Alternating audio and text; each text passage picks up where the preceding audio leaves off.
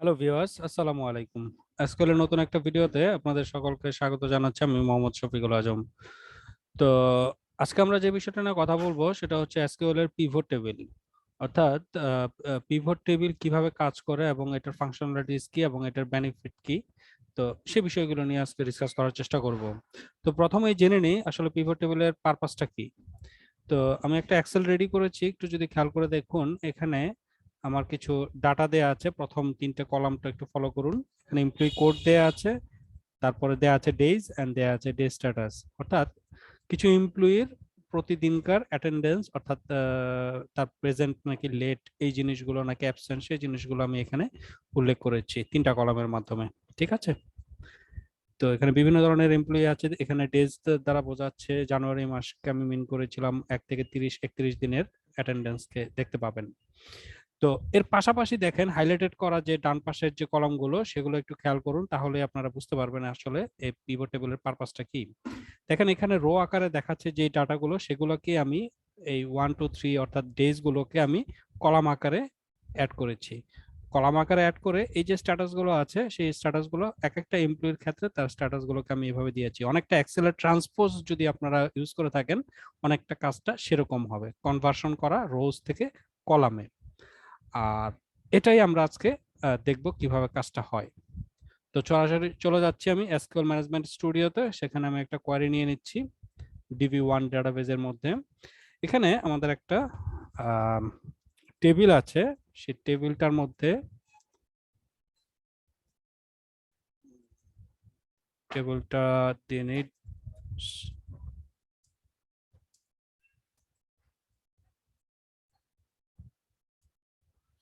Alright, daily attendance নামে আমাদের একটা টেবিল আছে। এই টেবিলের মধ্যে এই অ্যাটেন্ডেন্স ইনফরমেশন গুলো আমরা পাবো। তো আমাদের ইন টাইম আউট টাইমের প্রয়োজন নেই, আমরা সরাসরি এই তিনটা কলাম নিয়ে কাজটা করে দেখাবো। তো এখানে আমরা কোডগুলো নিয়ে নিই, কলামগুলো এমপ্লয়ি কোড, তারপর আছে ওয়ার্ক ডেট এন্ড আছে ডে স্ট্যাটাস। এই তিনটা কলাম নিয়ে আমরা মূলত আজকের কাজটা করব। তো এখন যেটা করব, এখানে আমরা এখানে ওয়ার্ক ডেটটা যেহেতু ইয়ার মান্থ ডেজ ধরে আছে, সেহেতু আমরা এখানে সরাসরি ডে ফাংশনটা ইউজ করব এসকিউএল এর, যাতে করে অনলি ডেজ গুলোকে শো করে work date and day status as it is যা আছে তাই থাকুক। এটাকে আমরা আসলে পিভটে নিয়ে যাব। কিভাবে নিয়ে যাব? প্রথমে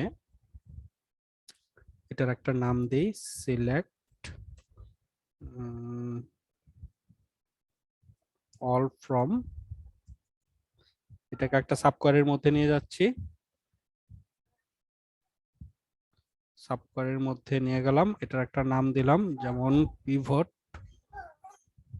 পিভট ডাটা। পিভট ডাটার নাম দিলাম। দেন হচ্ছে পিভট কিওয়ার্ডটা ইউজ করব, ফ্রম ডেট টু ডেট। পিভটটা ইউজ করে এখানে আমি এটার একটা নাম দিলাম পি। এখন এর মধ্যে আমি ম্যাক্স কিওয়ার্ড দিব, যেহেতু অ্যাগ্রিগেট ফাংশন আমাকে ইউজ করতে হবে, জন্য আমি দিলাম ডে স্ট্যাটাস। অর্থাৎ এই অ্যাগ্রিগেট ফাংশনটার কাজ হচ্ছে এখানে সাম করতে পারবো, কাউন্ট করতে পারবো। যেহেতু আমি যা আছে তাই রাখতে চাচ্ছি, এখানে পিএল মানে লেটার গুলো ইউজ করবো, এই জন্য আমি ম্যাক্সিমামটা দিয়ে রাখলাম, যাতে করে এটা কোনো কিছুই কাউন্টিং করবে না বা সাম করবে না, শুধুমাত্র ম্যাক্সিমাম ভ্যালুটা আমাকে এখানে শো করবে। এখন ফর কিওয়ার্ড ইউজ করব, ওয়ার্ক ডেট। এই ওয়ার্ক ডেটটা আমরা এখানে মেনশন করলাম। ইন কিওয়ার্ড ইউজ করব। এখন এই ইন এর মধ্যে যে কলামগুলো আমি মেনশন করতে চাচ্ছি সেগুলো এইভাবে লিখে দিব। থার্ড ব্র্যাকেটের মধ্যে আমি লিখে দিব 3। যতগুলো কলাম আমার প্রয়োজন ততগুলো কলাম আমি দিয়ে দেব। আমি অল্প কয়েকটা দিচ্ছি, আপনারা প্র্যাকটিসের সুবিধার্থে সবগুলো দিতে পারেন। ওকে, আমি 7টা দিনের ডাটা দেখবো আর কি, এই জন্য আমি 7টা দিন দিয়ে দিলাম। বাস এতটুকুই আমার পিভট টেবিলের কাজ। এখন হচ্ছে আমি পিটাকে এখানে মেনশন করে দেব, পি ডট স্টার্ট। এই এখন দেখুন আমার রো আকারের যে ডাটাগুলো আছে 1 2 3 4 এরকম, এগুলো এখন আমি যদি এক্সিকিউট করি এখানে আমাকে কোথায় ভুল ধরছে, সিলেক্ট অল ফ্রম, তারপর হচ্ছে আমার ডিরেক্টিভ টেবিলটা, অর্থাৎ হচ্ছে সোর্স টেবিল, এটা একটা নাম দিলাম পিভট ডাটা, এন্ড হচ্ছে পিভটের মধ্যে থাকবে ম্যাক্স ফর ফ্রম, আচ্ছা সরি এখানে ভুল হয়েছে, এখানে হবে for date time, right. Now it is okay. এখন যদি আমি এক্সিকিউট দিই, ওকে, দেখেন এখানে আমার এমপ্লয়ি কোড, এই যে রোজ গুলো ছিল 1 2 3 সেগুলো আমার কলাম আকারে শো করছে, এবং তার রিলেটেড যে অ্যাটেন্ডেন্স গুলো আছে সেগুলো আমার এইভাবে শো করছে। মূলত এভাবেই হচ্ছে পিভট টেবিলটা কাজ করে এসকিউএল এ। তো আশা করি বুঝতে পেরেছেন, খুব সঠিক মানে খুব সহজ একটা প্রসেস। আপনাকে প্রথমে যে ডিরেক্টিভ টেবিলটা অর্থাৎ সোর্স টেবিল সেটাকে লিখে নিতে হবে এবং সেটার একটা নাম দিতে হবে, এবং এই যে ডিরেক্টিভ টেবিলটার সোর্স, এই সোর্স অনুযায়ী আপনাকে নিচে পিভটটা সাজাতে হবে। পিভটটা সাজাবেন হাতে লিখে, মানে কলামগুলোকে আপনি মেনশন করে দিবেন ওয়ান।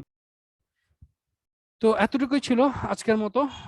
আশা করি বুঝতে পেরেছেন। কারো কোনো কোশ্চেন থাকলে কমেন্ট বক্সে অবশ্যই জানাবেন, আর আমার চ্যানেলটাকে সাবস্ক্রাইব করে রাখবেন এবং পাশে থাকা বেল আইকনটাকে প্রেস করে রাখবেন, যাতে করে এই ধরনের ভিডিওগুলো আপনাদের কাছে নোটিফিকেশন আকারে সর্বপ্রথমেই পৌঁছে যায়। তো বিদায় নিচ্ছি আজকের মতন, ভালো থাকবেন, সুস্থ থাকবেন, দেখা হবে পরবর্তী কোনো ভিডিওতে। আল্লাহ হাফেজ, আসসালামু আলাইকুম।